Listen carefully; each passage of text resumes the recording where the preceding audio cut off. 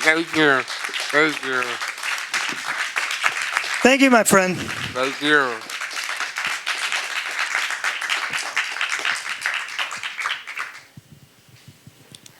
So seeing this again,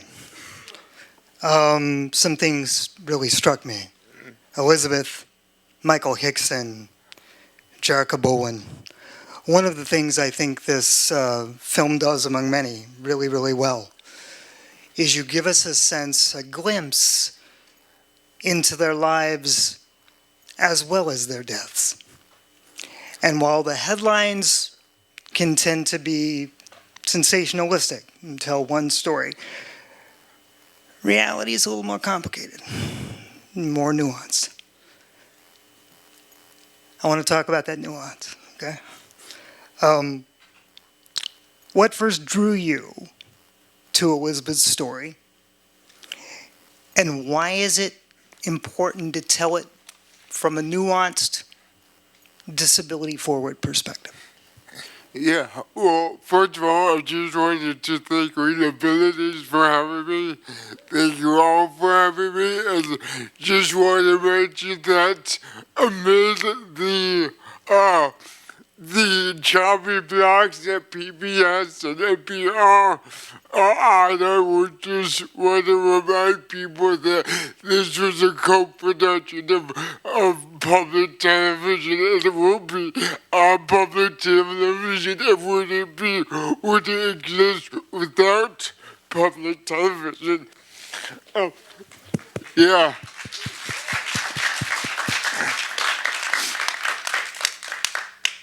I mean, what drew me to Elizabeth was there was this woman, this disabled woman, that was in the mouth of every news anchor for or nightly news on consecutive days and consecutive months, and then she vanished, and then it's this hypervisibility followed by total erasure. And the questions she rose were so profound. I think I also was interested in challenging political complacency, that if we are progressive, then we are for assisted suicide without a doubt.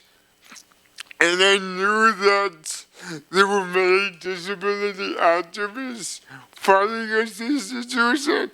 So I really wanted to, like you said, draw out that nuance around assisted suicide and our progressive values. Yeah, and I'm glad you did. Thank you. From a strictly filmmaking perspective here, it seemed like you had one vision, one goal, kind of a looking for Sugar Man. What happened to Elizabeth, right? Yeah. Where is she? What happened? And then you made the discovery about how and when she died, and in turn how she lived, and then everything changed. From a filmmaking perspective, can you talk a bit about that pivot and your process that led you to continuing the film in the way that you did? Yeah, the pivot was kind of, involuntary. We were forced to pivot, as it pivots, right smack in the middle of production. Yeah, so was there a question about ending production, or was the question, how do we continue? No, because I think I was making this film because I knew the historical relevance was alive. I knew the eugenics was still happening. So I knew that there were contemporary stories that we had to tell. And again, there was this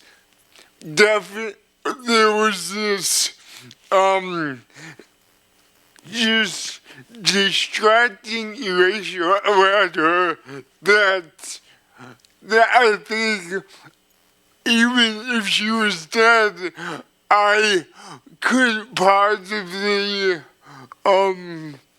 figure out a way to color it in a little bit more. Yeah, and so that meant digging in, leaning in, right? Going right to the heart of that discomfort. I mean, you go right for the tension between, I think, I don't know, what we could call personal agency, I guess, in some ways, and the failures of support systems, the places that a lot of people just don't seem to want to go.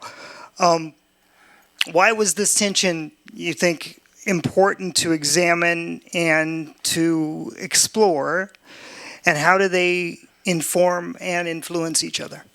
Yeah, I mean, so this film is all about bodily autonomy and how people with disabilities aren't afforded bodily autonomy in their life.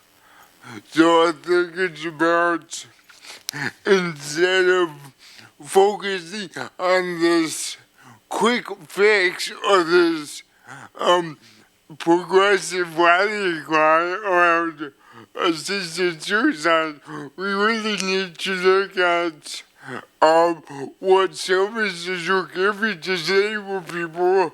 Spoiler alert, it's not a lot of services, and I mean, there's also this tangent between lack of support services and lack of employment opportunities. The workplace doesn't want us, and then the government doesn't want us. So, I mean, something's gotta give, and people are just continuing to become desperate. Yeah, and it's not going to be the workplace that's going to give, and it's not going to be the government that's going to give. Right. Right? So we're kind of caught in this untenable Yeah. position. Yeah. And I think the laws that advocate in support of medical aid in dying or assisted suicide or whatever they're calling it this week don't allow for changes in circumstances like Michael's situation, right? Yeah. There's this assumption that one is better off dead than disabled. Right. And so if the desire to die is there, well, that is understandable.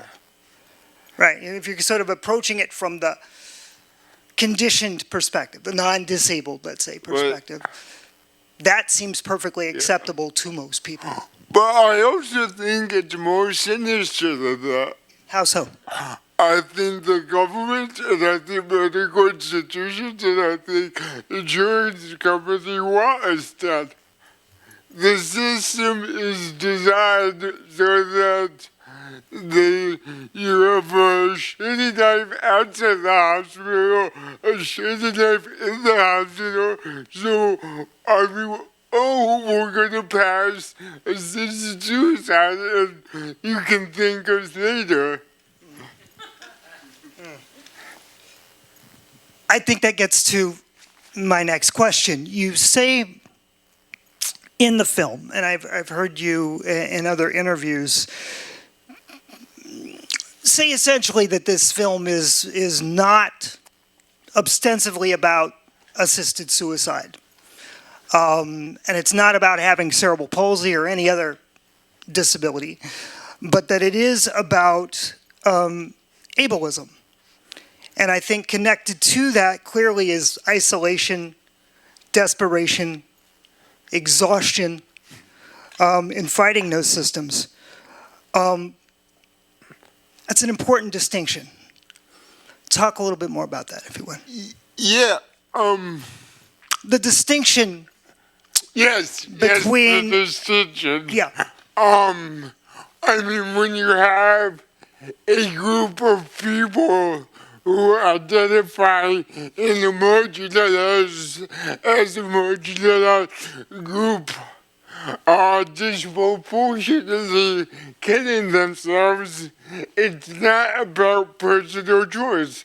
There's a social phenomenon that's going on where, again, disabled people aren't given the means to live, so they're given the means to die. Yeah, and I've done advocacy work in this arena, and I remember cases in various states where the treatment was the doctor recommended, right, would cost a few $1,000s. Right. And the individual, that was denied by the insurance company. Right. And the individual was sent a letter saying, but Yeah. don't worry, Exactly. I have this pill that'll cost about $2. Yeah. Why don't you take that? Yeah. Right. Exactly. Yeah. And so it really, I think, exposes that dirty secret, right? That we know, Sure. but that doesn't really get talked about. And Canada, I mean, they hit it well from Canadians because they passed it right at the beginning of COVID, but they didn't cover their tracks very well. They very publicly asked for an estimate on how much it would cost the government before they voted through the bill. I mean, they weren't covering anything up. Do you think they felt they had to? That the bias was so deep that they didn't have to cover it up? Yeah, maybe. But I also think they purposefully passed it during the onset of COVID because people were paying attention to other things and it really couldn't be interrogated as much as it should have. Right. So they're consumed, focused on other things. Right. It can sneak under the radar. Yeah. Right. Yeah. That- So people can complain, but it might not be heard. Right. Gotcha. I also want to talk a little bit about language. Calling your group compassionate choices, right, makes it sound benign, right? Makes it sound at least somewhat empathetic if you don't stop it to think about it. It's certainly better marketing than the Hemlock Society. Right? And phrasing it as death with dignity presumes that other ways of living or dying are not dignified, right? And so I think they've been very canny in terms of how they attempt to frame the argument and the debate simply by the words they use. Because if you oppose it, then you're opposing compassion. If you oppose it, then you're opposing dignity. Yeah. Right? What would you suggest, what would you think, what we need to be thinking about and doing perhaps and to counter that approach?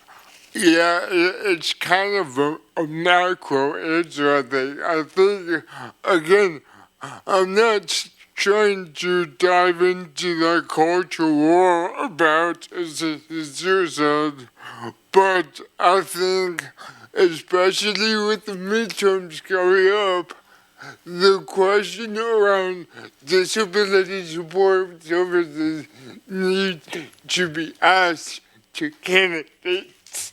That should be a staple that every candidate has to respond to because there's so much that needs to be reformed right now as candidates and politicians don't have any incentive to do so.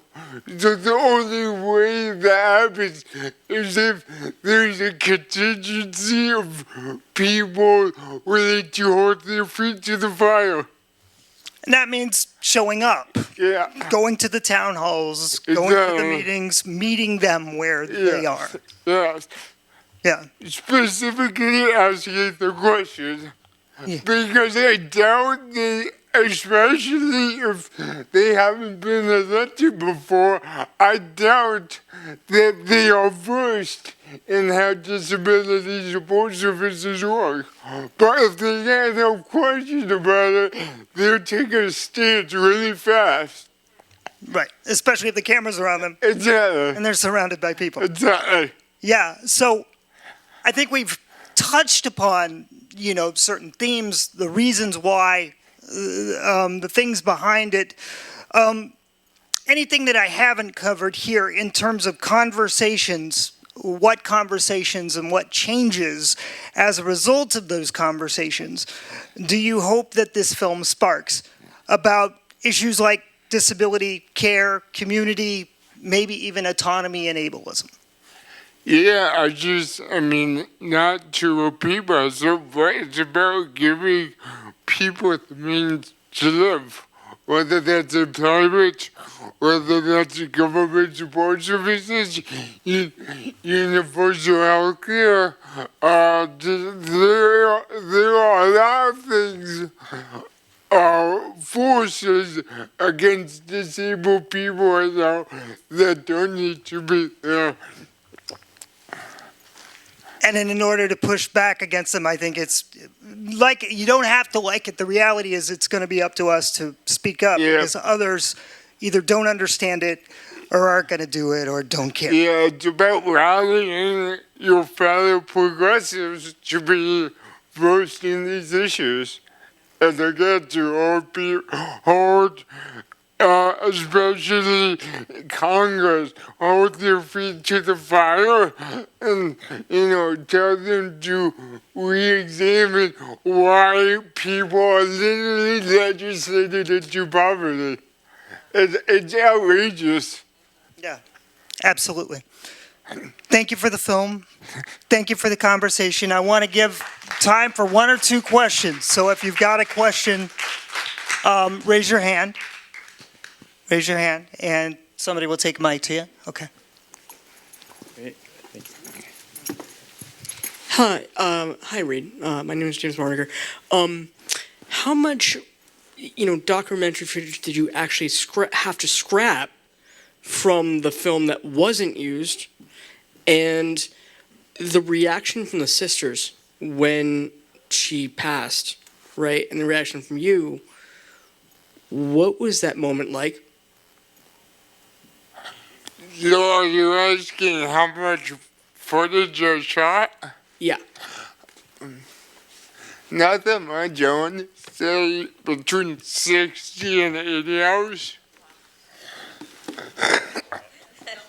It's really not. Not a lot. It's really not. And then, are you saying what was my reaction to Elizabeth's death? It was tough. It was a mix. It was personally tough. I thought I would, even if I didn't get to interview her, I thought I would get to meet her. And then, more selfishly, about the helm of this film, and we know for sure the protagonist is passed. So trying to recalibrate everything, it was difficult. Well, I guess my fundamental question is, do you think that it is wrong to have any acceptance of assisted suicide legally, to have any legal assisted suicide? I don't, but what I can say is any piece of assisted suicide legislation will undoubtedly pose a grave danger to disabled people. Right. So if you want to have death and dignity on the book, you also have to accept that disabled people will die prematurely. Thank you. Okay, thank you. Oh, one more? Oh, okay, we got one there. Okay. Hi, I was wondering about the picture of Elizabeth, or Did you find out if that was Elizabeth? That wasn't her. That wasn't her? No, it Okay. wasn't her. I was curious. Yeah. Thank you. And one more down front, and then we've got to call it over. Give it a wrap. The story. I'm old enough. I remember well the story of Elizabeth Bouvia when it was happening. And I was also board member of Not Dead Yet. And Julie, Oh, thank you for coming. next to me, is also member of Not Dead Yet, Thank and you a for very, coming. very close friend of Diane Coleman. I don't know if you got to talk to her at all. Yeah, Diane Coleman actually got to see a cut of the film right before she passed. I'm sure she was happy with Yeah, it. we got a lovely email from her, and it was very special. Yes, yes. To answer, yes, you answered very well the last question that was asked. I don't think you can have, you can legalize it without putting disabled people in danger. I totally agree. I totally agree with you. And whether,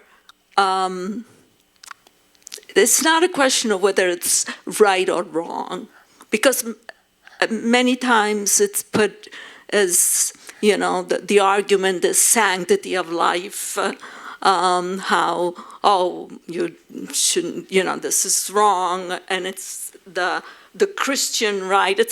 We're right now in a very interesting moment where this was always a progressive cause. At times I felt very, very uncomfortable being bedfellows with right to lifers, who